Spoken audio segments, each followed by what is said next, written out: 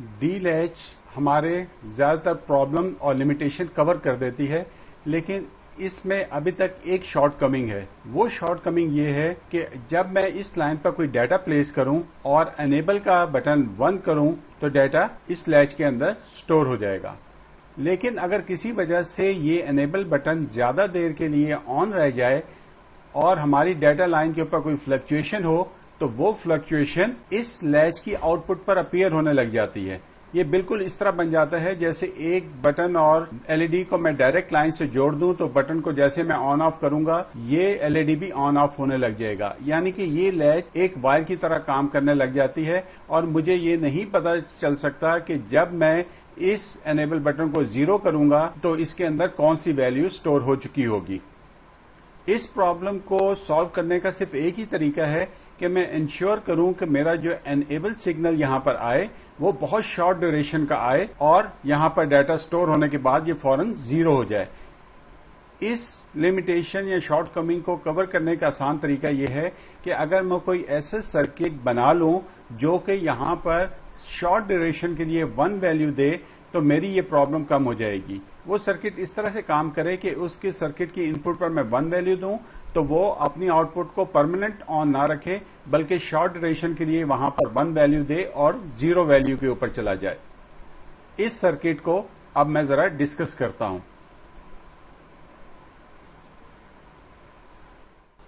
यहां मैंने 2 simple circuit बनाए हुए हैं। सबसे पहले इस सर्किट को डिस्कस करते हैं। इस सर्किट में एक एलईडी को मैंने डायरेक्टली इस बटन के साथ अटैच किया हुआ है और दूसरे इस एलईडी को 2 नॉट गेट्स के थ्रू इस बटन से अटैच किया हुआ है। जब मैं इस बटन को 1 करूंगा तो इस 1 की वजह से ये एलईडी ऑन हो जाएगा और इस 1 की वजह से ये नॉट गेट इस 1 को कन्वर्ट करके 0 कर देगा और इस 0 को ये नॉट गेट कन्वर्ट करके 1 करेगा और एलईडी ऑन हो जाएगा। यानी यहां 1 करने की वजह से ये दोनों एलईडी ऑन हो जाएंगे और ऑफ करने से ये दोनों एलईडी ऑफ हो जाएंगे। अब मैं इस बटन को ऑन करता हूं। आप इन दोनों को ऑब्जर्व करें।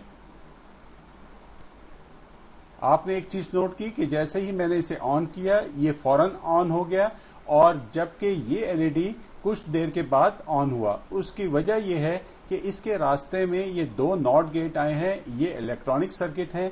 इसके अंदर जब कोई वैल्यू आती है तो उसे प्रोसेस होने में कुछ टाइम लगता है।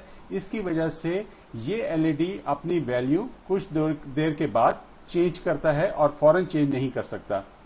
इस डिले प्रॉपर्टी को हम एक यूजफुल पर्पस के लिए भी यूज कर सकते हैं। इस डिले प्रॉपर्टी को अब मैं इस सर्किट के अंदर यूज करके दिखाऊंगा।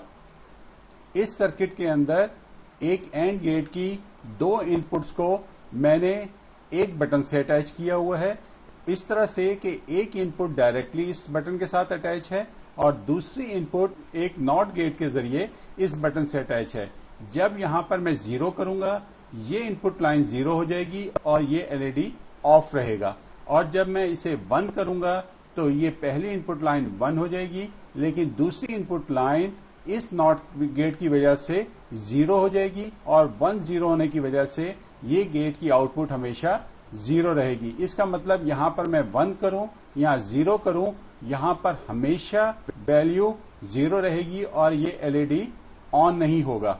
लेकिन जब हम इस डिले प्रॉपर्टी को यहां इंट्रोड्यूस करेंगे तो आप इस एलईडी का बिहेवियर चेक करें। मैं इसे पहले 0 से बंद करूंगा। आपने देखा जैसे ही मैंने इसे 0 से 1 किया ये एलईडी थोड़ी देर के लिए ऑन हुआ और फिर ऑफ हो गया। ये बहुत शॉर्ट ड्यूरेशन थी। उसकी वजह यह है कि जब मैंने इसे 0 से 1 किया पहले ये 0 था।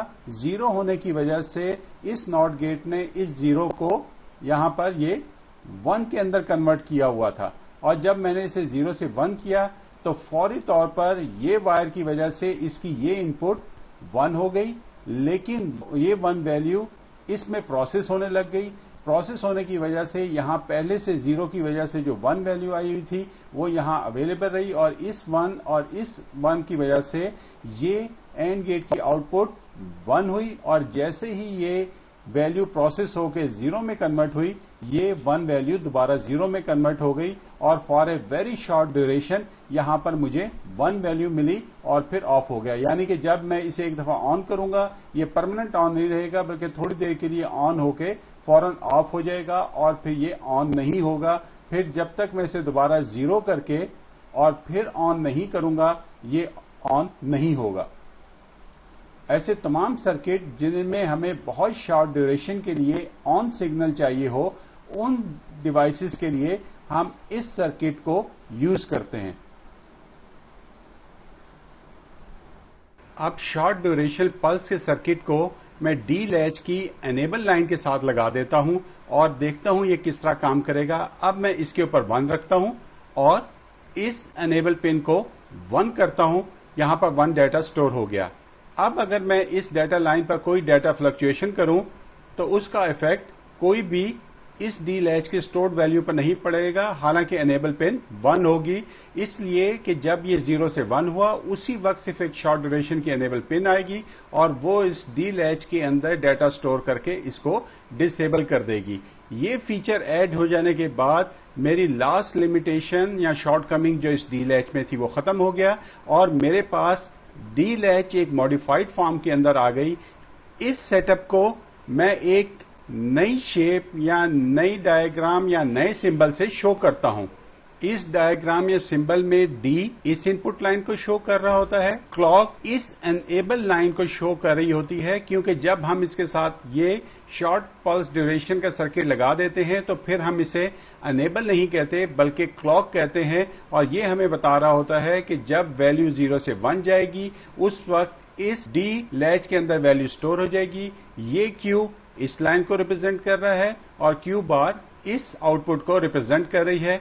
जब हमने ये सर्किट इस डी लैच के अंदर ऐड कर दिया और इसका ये सिंबल बन गया जिसमें क्लॉक लिखा हुआ है, तो अब हम इसको डी लैच नहीं कहेंगे बल्कि अब हम इसे डी फ्लिप फ्लॉप कह देंगे, क्योंकि फ्लिप फ्लॉप और लैच में ये फर्क है कि ये ट्रांसपेरेंट तौर पर एक स्ट्रेट लाइन कनेक्शन के तौर पर काम नहीं करता जैसे कि यहां पर हमने प्रॉब्लम शो की थी, बल्कि ये जैसे ही 0 से 1 की ट्रांजिशन होती है उस वक्त डेटा स्टोर करके अनेबल को डिसेबल कर देता है।